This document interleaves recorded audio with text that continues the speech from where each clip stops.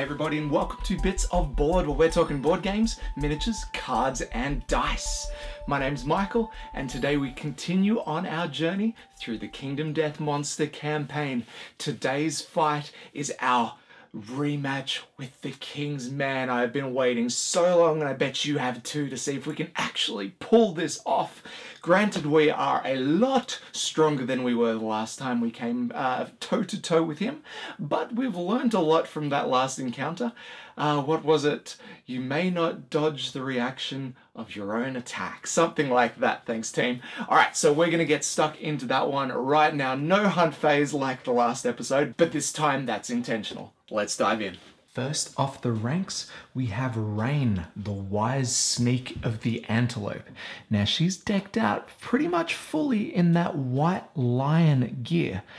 She's going to be concentrating on the dagger of all things. Now I know you wouldn't really walk into a massive fight with a dagger, but this happens to do pretty well against the King's Man. She's also rocking the Monster Claw Star, which I really doubt we'll be using, but it's there if we feel the need, I guess. Now, just looking at her gear, not heaps going on, but she does have that round leather shield, which is going to help protect from some of those King's Man hits. She also gains +1 strength token for the Monster Tooth necklace and an additional strength token for having 2 red affinities. On top of that, she's also got the +1 movement as well. There's the movement and there is our strength. Next up, we have Freya, and she's rocking the rawhide gear and the round leather shield, so she'll be doing pretty well for armor, considering we rolled really well on the shrine. Now, we've got the +1 evasion going off thanks to that rawhide vest and those connected affinities. And for the first time in a little while, we also gain Deadly for having 1 blue affinity and 2 red affinities. We have one with the rawhide gloves, of course, and we have one in the red charm, which just grants us a red affinity on its own. Deadly, of course, grants us +1 luck when we're wounding, so it makes it a little bit easier to roll those critical wounds.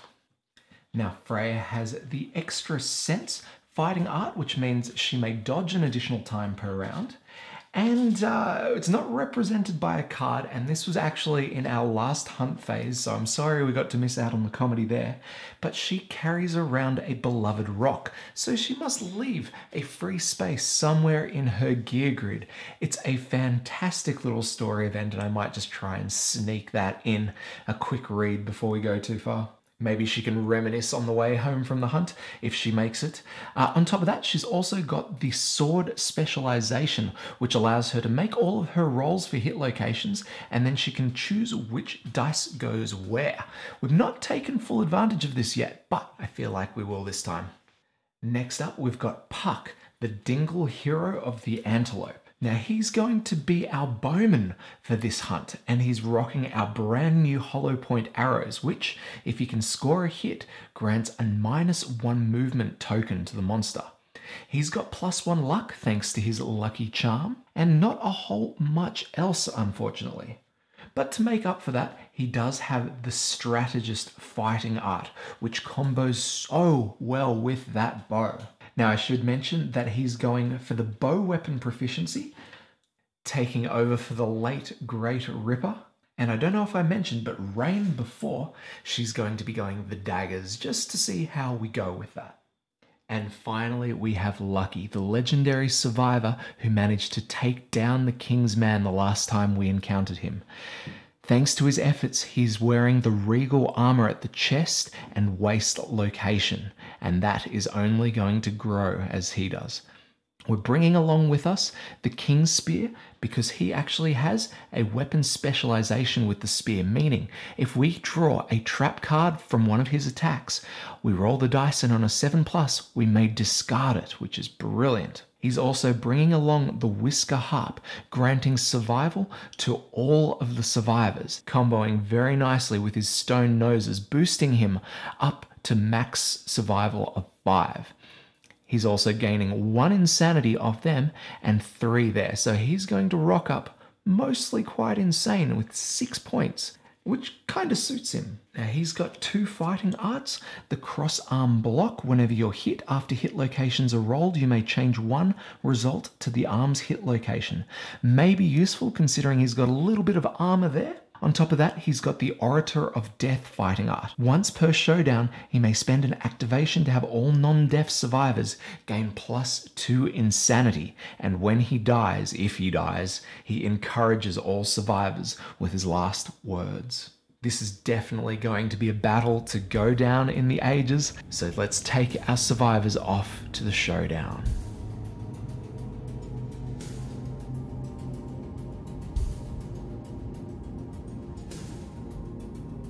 Alright, here we have our setup for the King's Man. There he stands in the center of the board. Behind him, he has these pillars that protect him for an early rush into the blind spot. We've placed our giant stone face up here and we drew the toppled pillar as a part of setup. So that may or may not help us a little bit with some line of sight problems. Up the very top here, you can't see it because it is so far away, but we have a survivor's corpse.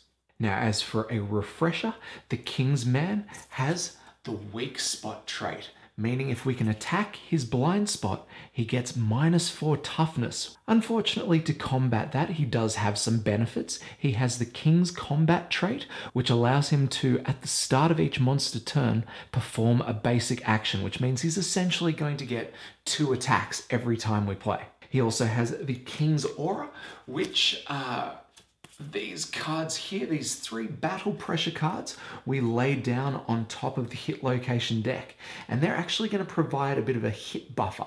Say any of our survivors hit him first, they're going to be drawing those, and bad things are probably going to happen.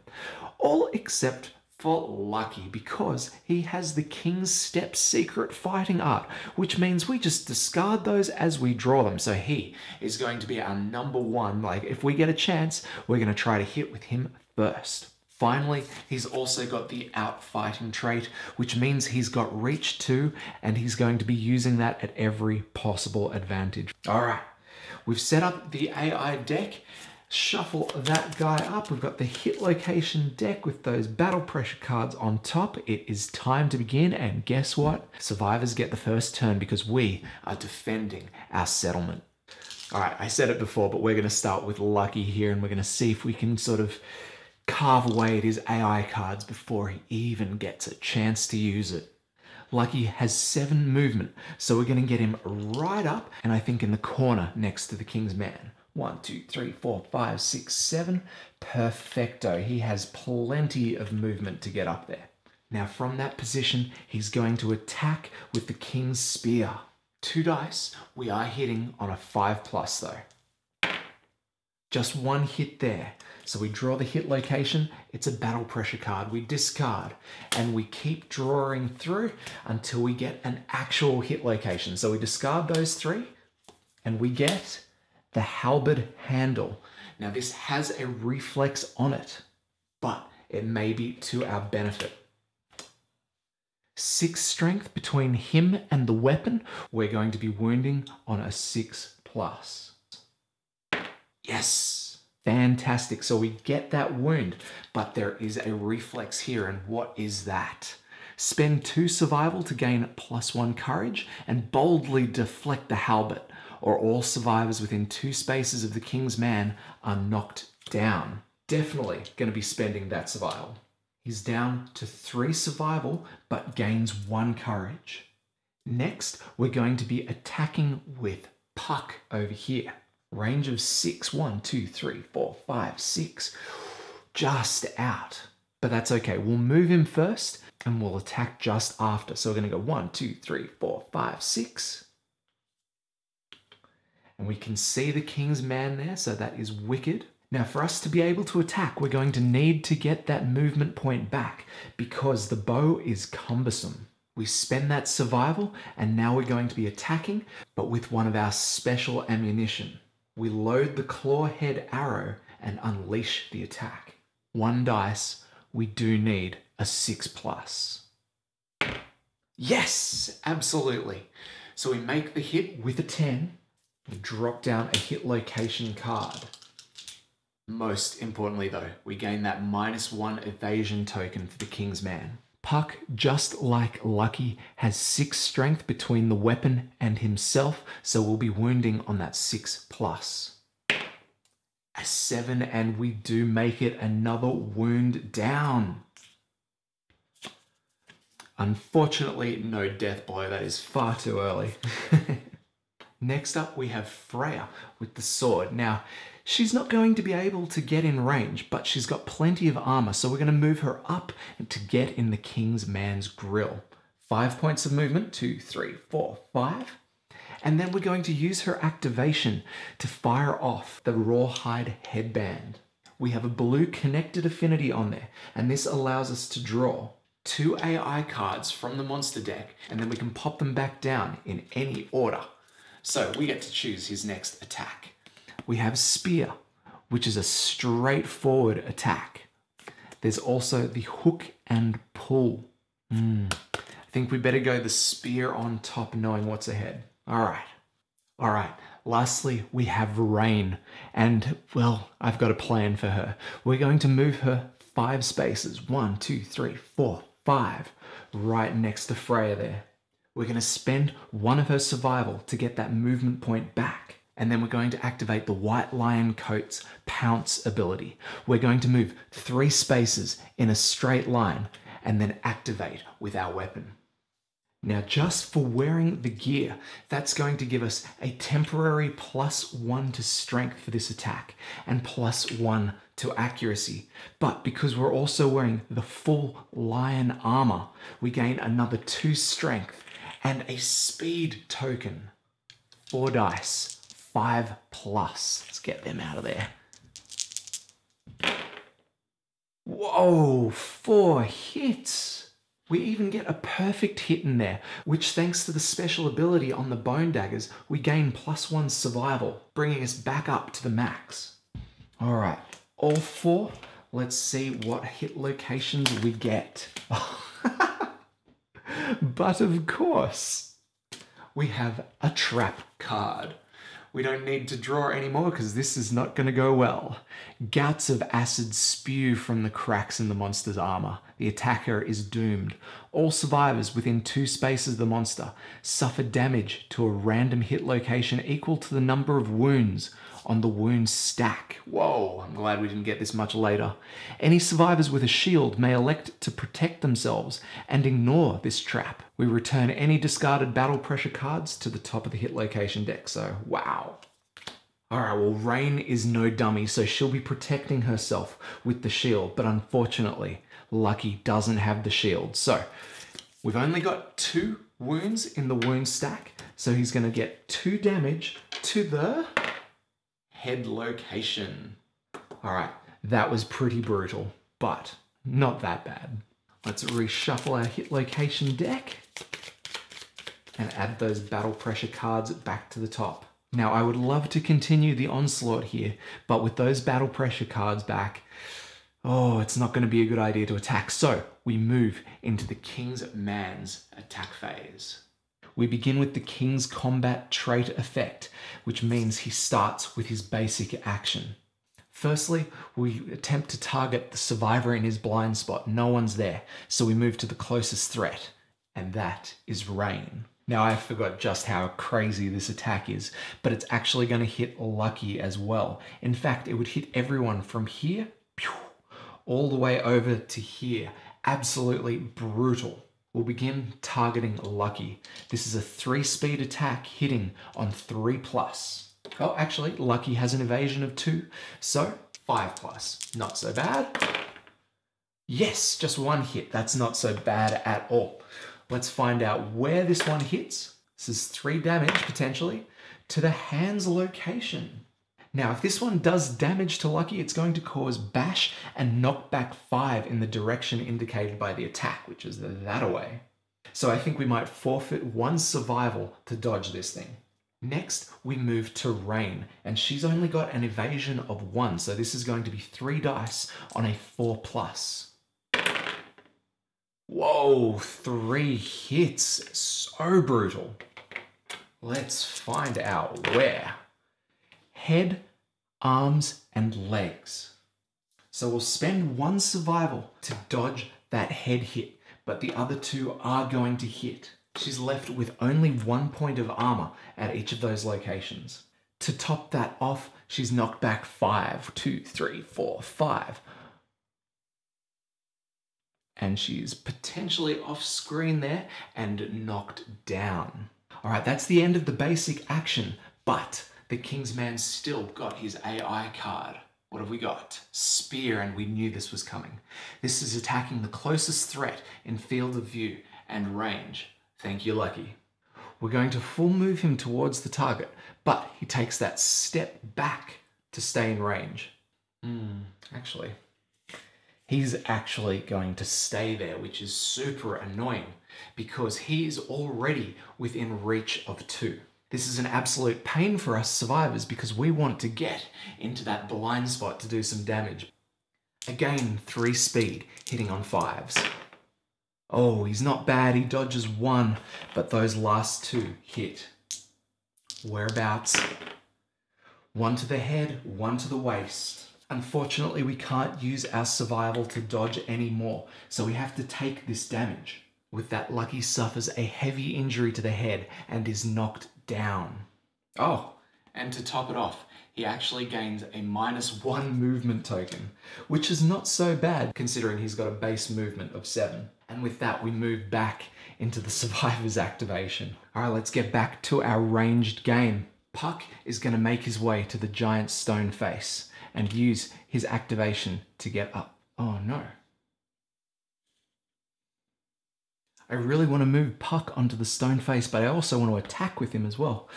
Oh, I think it'll be best if we get on top and just wait for our next activation. So that actually uses both of his activations. So he's not completely useless this round. We are going to get him to spend 1 point of survival, and he will encourage Lucky to stand. Back on his feet and back into the fray. 2 dice, 4+ with a King's Spear attack.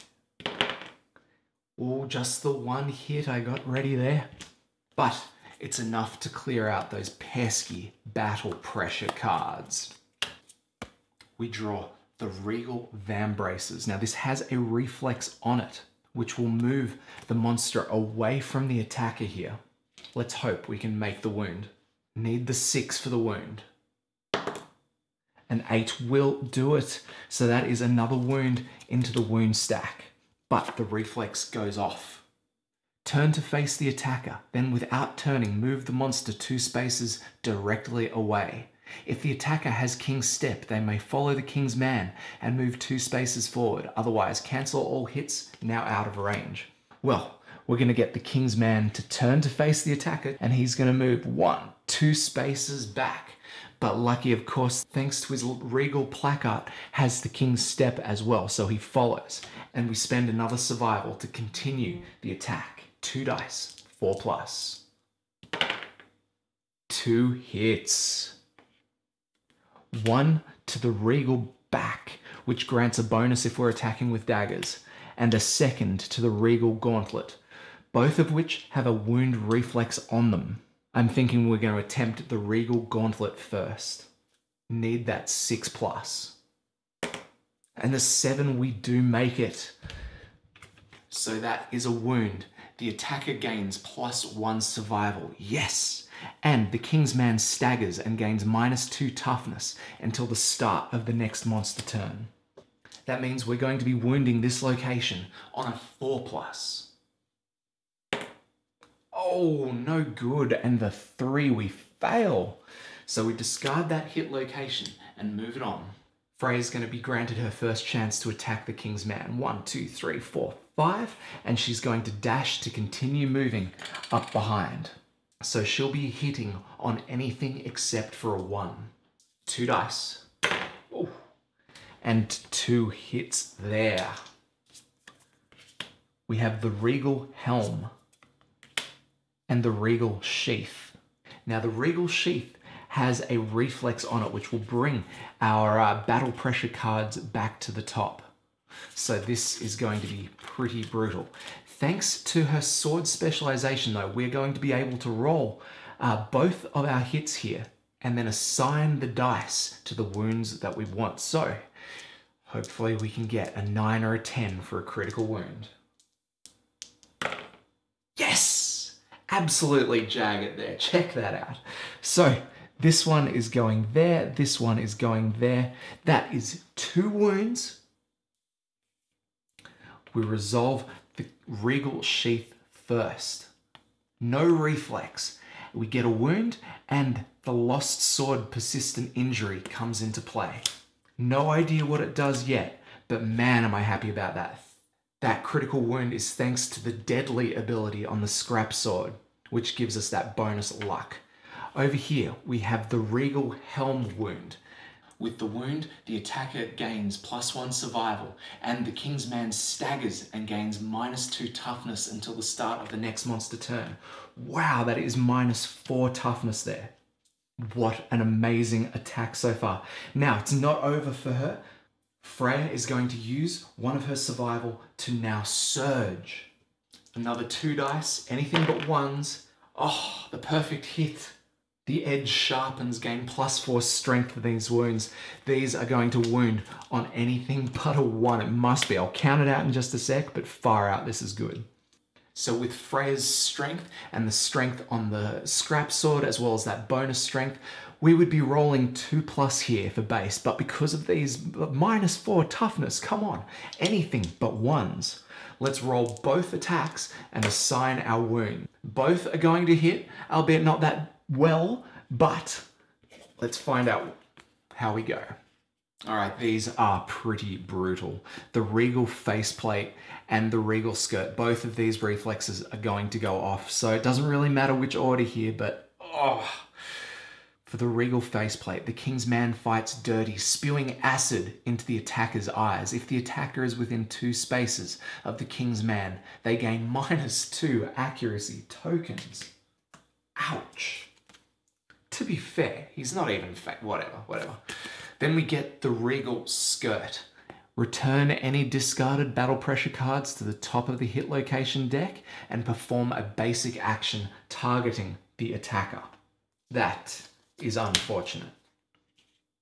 All right, so he faces the attacker and moves 1 space back and swings with that giant halberd of his. This is going to be 3 speed, hitting on 4s. All right, 2 hits there. Let's find out where. Oh, 1 to the head, 2 to the head. Oh, that's 6 damage to the head location, which takes out all of her head armor. And she suffers her first heavy injury to the head and gets knocked down. See, I thought we were going to have enough to have Rain stand, but man, unlucky. We move back into the Kingsman's activation. Almost forgot there is bash and knockdown to be had. 2, 3, 4, 5. She is out of there.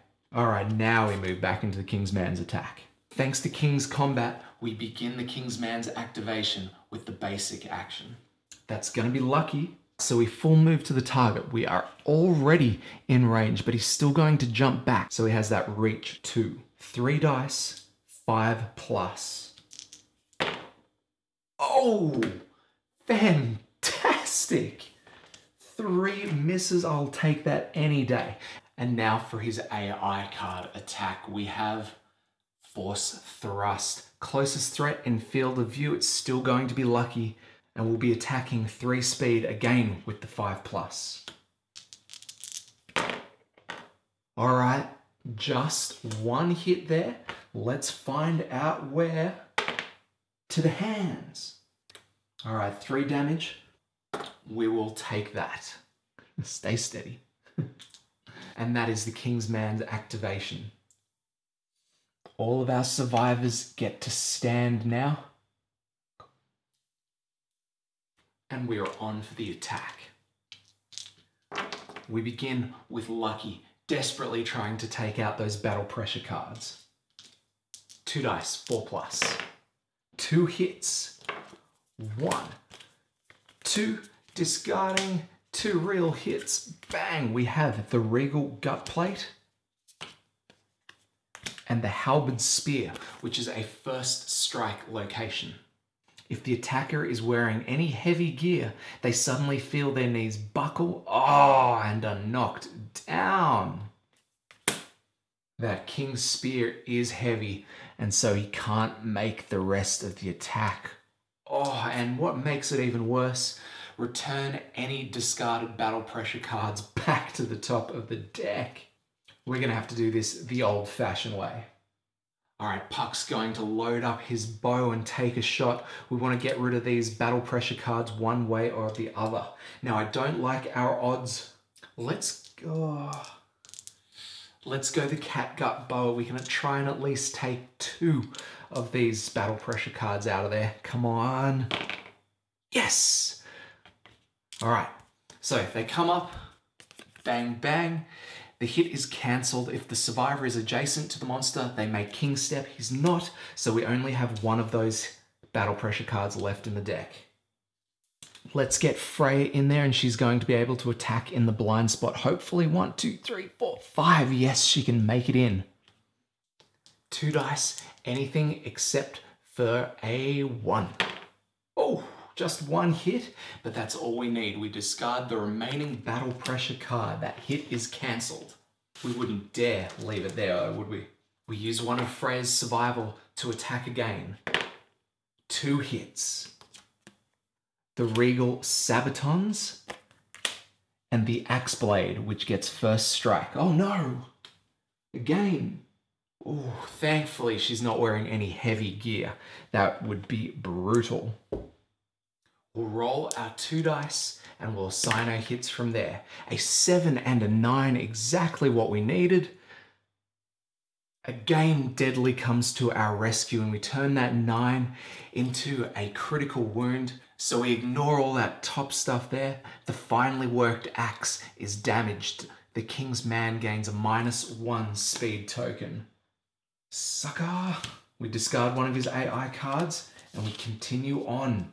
This one here is also wound, granting our survivor +1 survival, and the monster gets -2 toughness until the start of the next monster turn. Absolutely brilliant. Rain is going to move in, and we want all of those extra bonuses like before. There she is. So we'll move her just 1 point, and then we'll use one of her survival to gain that movement point back. We activate her pounce, move her forward 3, and she gains, bang, all of those tokens again. All right, 4 dice, 5+. How did we do? Oh, 2 hits, not so bad. Let's get them out of there. Where are we hitting? The Regal Greaves, which have a reflex, and the Regal Plume, which is impervious. Super annoying. Let's roll for the Plume.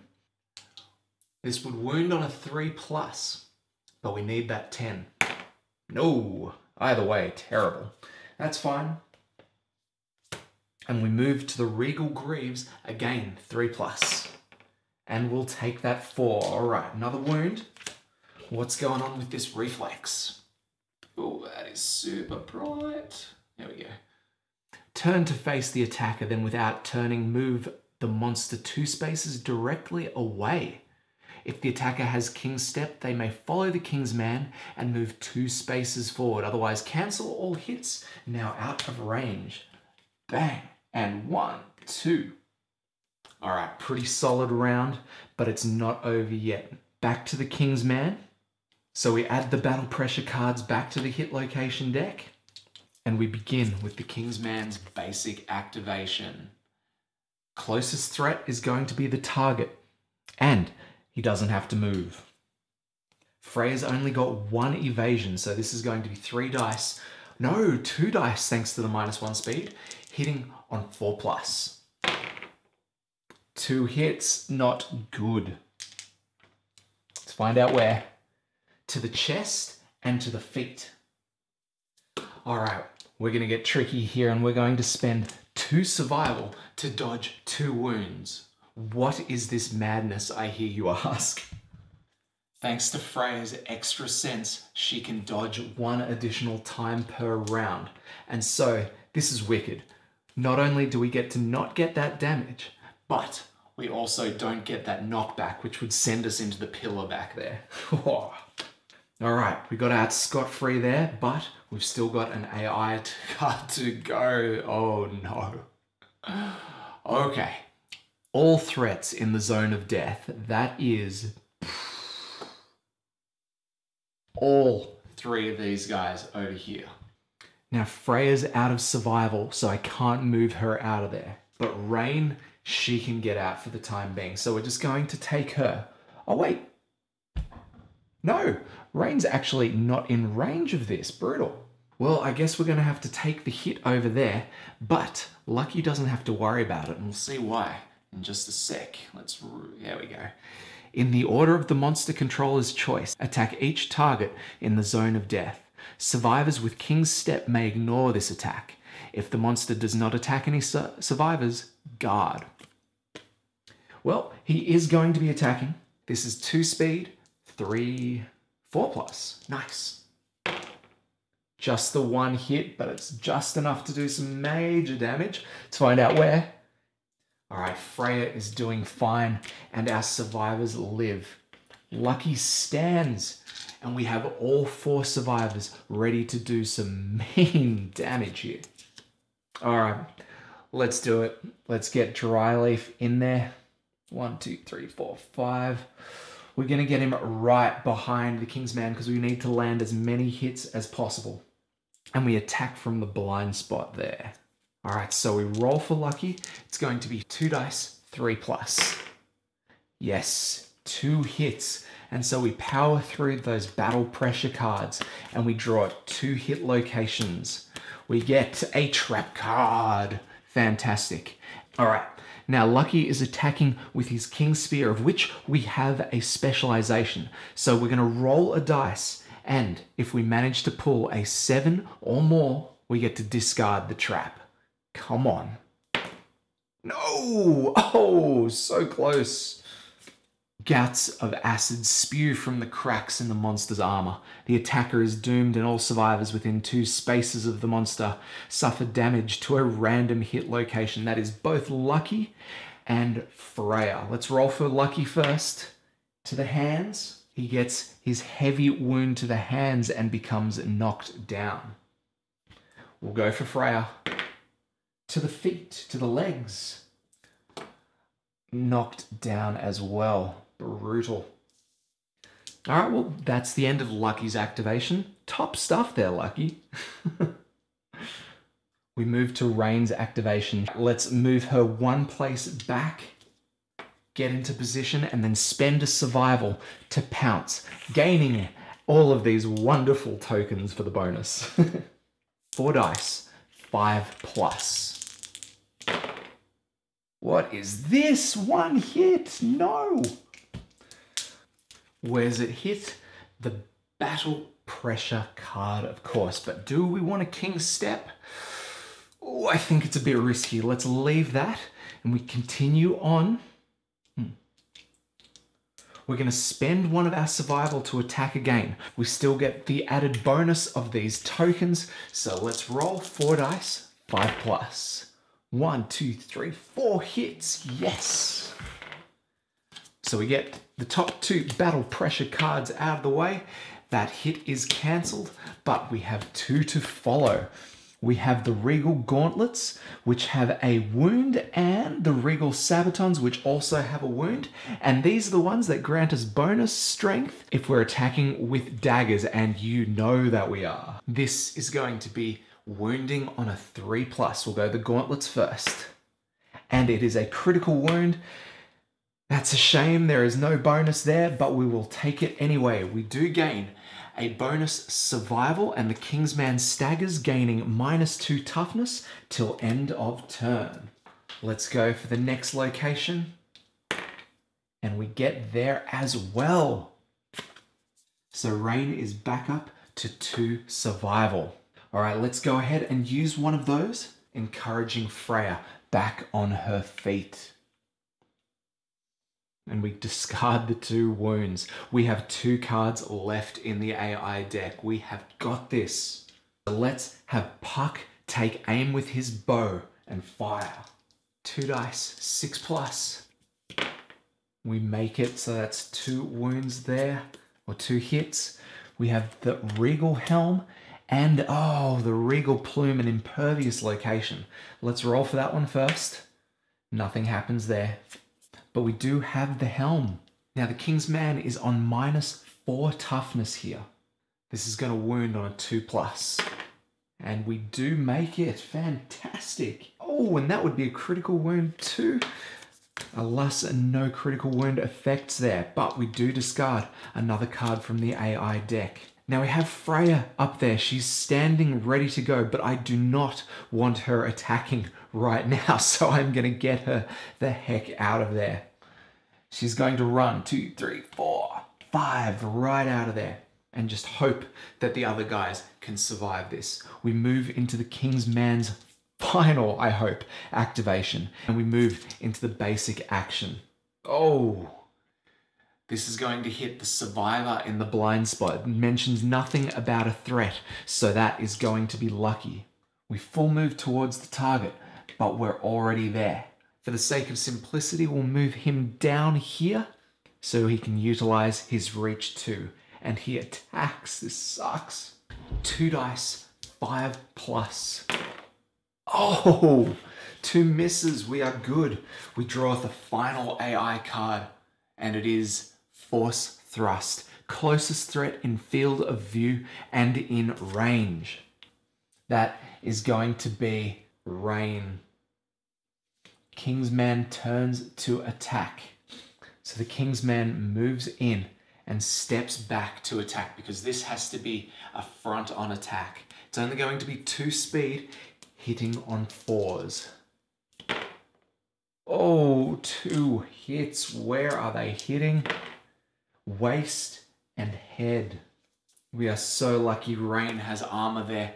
So this one is bash and knockback 5 straight back. 1, 2, 3, 4, 5. She's going to go straight through the pillars, suffering bash, and that'll be another hit.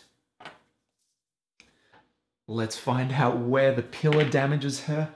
To the arms, and that takes out the remainder of her armor. That's the end of the King's Man's attack. So we add those battle pressure cards to the top of the hit location deck, and Lucky stands.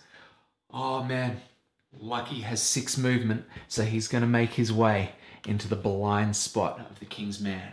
2 dice, 3+. Come on. Just the 1 hit. That might be all we need. No, we need 2. At least we get rid of our battle pressure cards.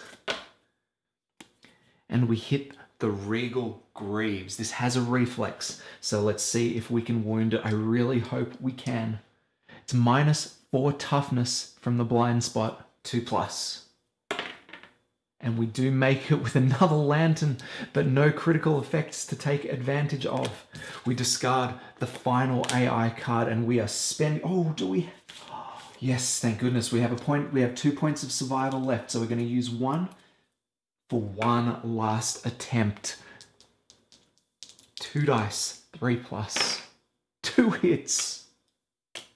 The Regal back and the Regal skirt. We're going to go for the Regal back first. 2+, and we have it. Bang! If the attacker has 3+ understanding or king step, the subtle pattern of the monster's evasive steps are laid out in the open. The attacker is on the verge of learning something big and may spend 5 survival to gain 1 permanent evasion. We do not have the survival, that is for sure. But it doesn't matter. The King's Man is down for the count, and Lucky has made the killing blow yet again. What a successful hunt. All right, let's crowd around our survivors here. Absolutely stoked with that. We move into the aftermath. What a great job that was. All right. Any victorious survivor may immediately select spear weapon proficiency regardless of age milestones. Any accrued ranks of weapon proficiency are lost when switching. We're not going to worry about that. Everyone gains 1 hunt XP and 1 weapon proficiency. Now, as a part of the aftermath, we must roll the King's Curse for lucky. Where's our hit location dice? Let's see how we go. Chest, he's already got a piece of armor at the chest. The head, Your skull erupts from inside your head, bone twisting and hardening into a plated exoskeleton. For rolling the regal helm, we have to gain a random disorder. It's not the worst thing in the world, but it is insult to injury. And we gain enfeeblement. You are a delicate flower wilting in the darkness. It takes one less bleeding token to kill you. Wow. Now, I will mention that this is a expansion disorder, but these, unlike the fighting arts, are a bit less specific to the boss kind of thing. So we'll stick with that one there. All right. Now onto the rewards. The air grows still, and a palpable feeling of dread comes across the survivor that dealt the final wound to the King's Man. King's Curse, that's okay. We've already done that, so we are living the dream. We roll 1d10 and we add the level of the monster. We get a 7, bumping it up to an 8. Each survivor gains 1 random fighting art. And finally, if the settlement innovated nightmare training, well, we haven't, so we'll cross that later. Oh, and that's for a level 3 plus King's Man anyway, not to worry. Absolutely brilliant fight there, team. Let's take it back to the settlement, do it all again with the Lantern Year 9 hunt phase. Let's go. All right, back at the settlement, we've got to hand out our fighting arts that the survivors picked up from the King's Man. So we'll shuffle up and we'll begin with Lucky. He gains potentially Rhythm Chaser. On arrival, gain +1 evasion token. When you are knocked down, if you don't have an instrument in your gear grid, remove all of your +1 evasion tokens. Oh, that's a shame. He doesn't really carry around, but we might have to... All right, we'll put that one to the side. Maybe we could remove cross-arm block for that one. I don't know. Let's go to Rain. We'll shuffle them up again. Hopefully we can get a chance to pull that one for someone who actually carries an instrument. No, but we get double dash. During your act, once per round, you may spend an activation to gain a movement. So that would be very nice for chasing around a rogue lion or a rogue antelope, something like that. All right, next up we have Freya. And Freya gets Crazed. On a perfect hit, gain +1 insanity. I love that. Lastly, we'll do Puck. Let's see what he gets. Last Man Standing. While you are the only survivor on the showdown board, you may not gain bleeding tokens or be knocked down. Not super useful for us yet, but man, if we come up to a really, really bad hunt, it's fairly likely that the archer is going to be the last one on the field, so pretty nice to have. All right. So at the end of the special showdown phase, we come back up to the update death count, no deaths. We check our milestones from here on out and we develop. I don't think we're going to be developing any further. So it's time to prepare our departing survivors and head off for the hunt. And we'll call it there till next week. All right, guys, there it is. A very solid encounter indeed. Kingdom Death has this wonderful crescendo about it. Every showdown, it starts off slow and tense, and while it maintains its tension all the way through, it gets to that point where it's like all in, all or nothing. You send all of your team in and you attack hard and hope that you manage to take them out at the end of the round, because chances are one more monster activation would mean life, well, or death to all of your survivors. So the King's Man's quite interesting in the way that he sort of positions himself around the battlefield. And he's actually quite nimble on the feet, moving around and around, knocking someone down, dropping down a spot, attacking someone else. It's very, very cool to watch. And he's just such a fluid monster. I really appreciate it. It is worth spending that survival to put yourself in the position to get that pounce. It's worth it's totally worth spending that survival to position yourself and then dive in for the pounce, because those extra speed, extra accuracy, extra strength, absolutely amazing. So now we're moving on to the next hunt, and honestly, I don't think we should go anywhere other than that screaming antelope. I would love to take the phoenix on again, but we just don't have